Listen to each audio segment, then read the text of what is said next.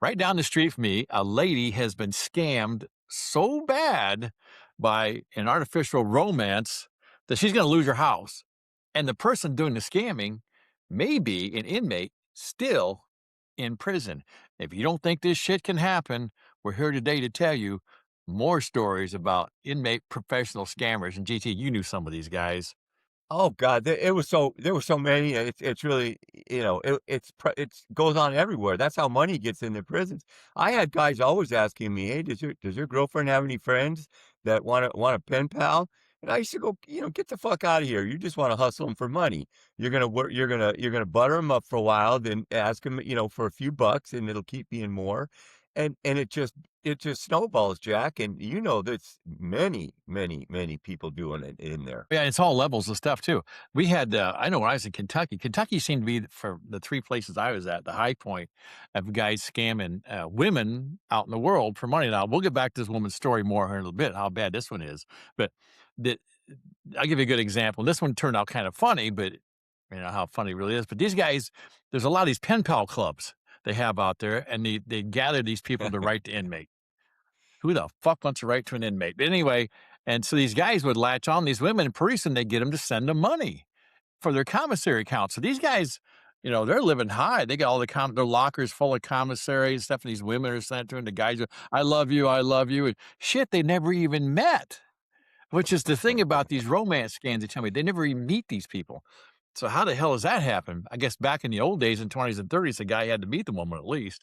But no, well, we had a guy there, young, skinny black guy, and he had 3 or 4 of them on the hook, And it wasn't just black guys, but just for a descriptor, he was a black guy, tall, skinny guy. Anyway, he comes to me one day, he goes, "Oh my god, oh man, I don't know what to do."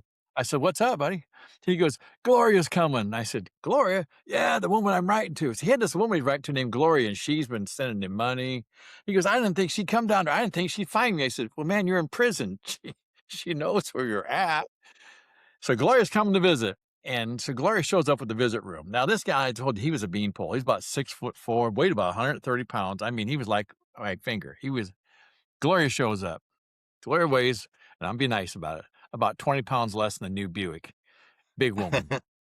She could have had Goodyear on her side. Big old woman. And he's in there and she's sitting there visiting, man. She's a loving up on him, practically carrying big old eyes bugged out of his head. This definite Uh, look of stress on his face.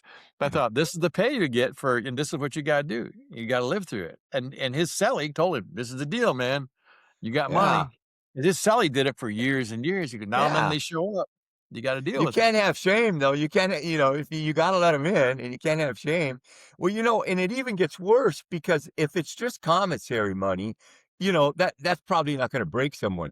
But I knew a guy that he's sitting there and he told him he had her sending money to his real girlfriend, saying it was his sister, and that she was using it to take care of his kids because the wife that had left him or and left him high and dry when he went to prison was not taking care of the kids, and they weren't getting this, and she started sending real money to his girlfriend, aka his sister, and he didn't even have any kids.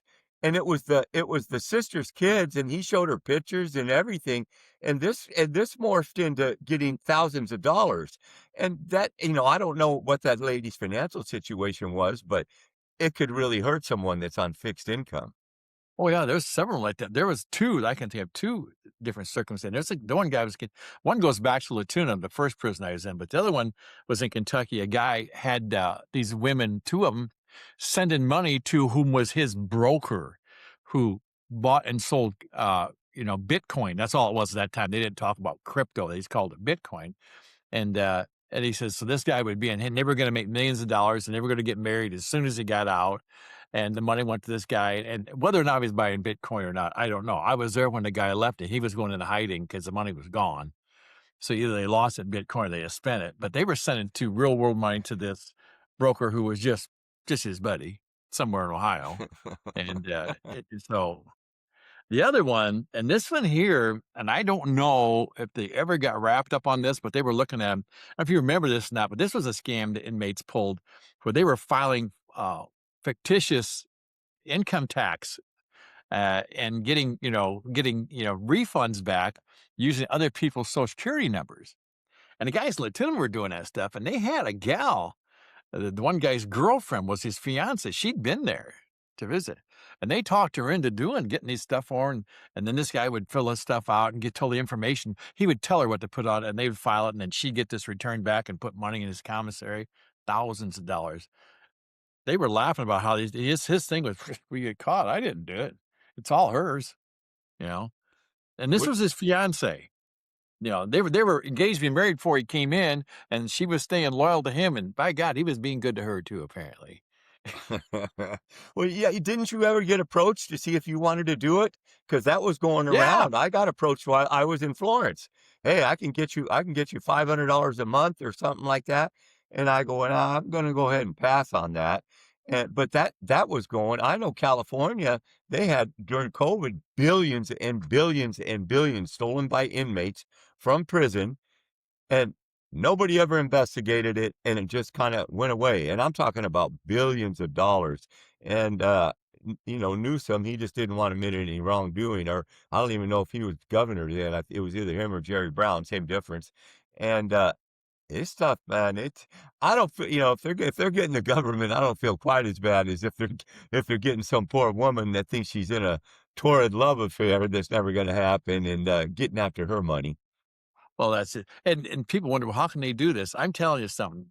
These guys in prison, you put guys in there as smart as some of these guys are in a corrupt way, and you give them all this time to think of something, and then you give them access to any communication. This is where cell phones become pretty dangerous because they use those to get a hold of these people, and pretty soon they got this working relationship with someone. And my question is, the people out in the world that fall for this, I don't know at what point you don't realize you're being a fucking idiot.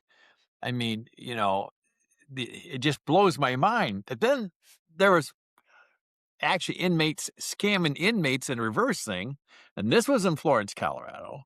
We had a guy who actually was an attorney who had a woman out in the world, supposedly his daughter or niece, I don't know who it was, and, he was telling everybody how she had some health issue or some damn thing, and she was too ashamed to do a GoFundMe or whatever they call that.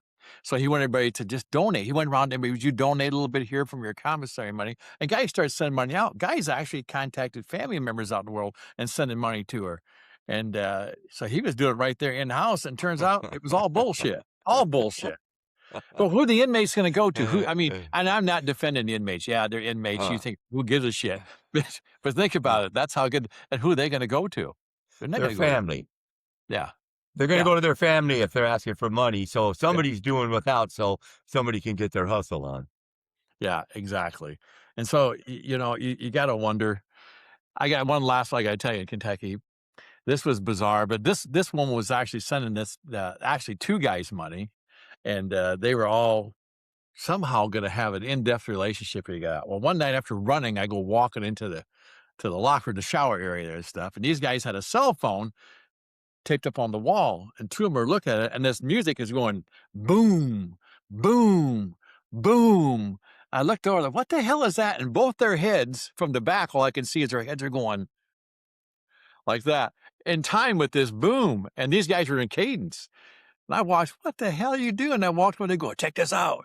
And this girl had her bare ass up to her phone, and these guys are watching it there, and she's wiggling it, boom, to some music, boom. And these guys are following back and forth.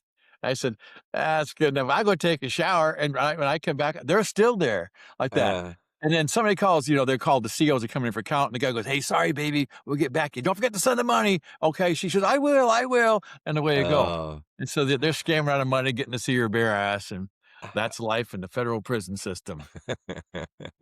Gonna close it down for now, but scams are everywhere. And you hear about all these times you got the Nigerians doing this, you got the inmates doing this. Probably got Nigerian inmates doing it. Shit. Who the We hell had knows? them. We had them, that's for sure. Oh, yeah, we sure as hell did. We had those too, the doctors. Anyway, that's it for this week. This is Jack and JT here, Fed Joints and Beer Joints. We'll see you guys soon.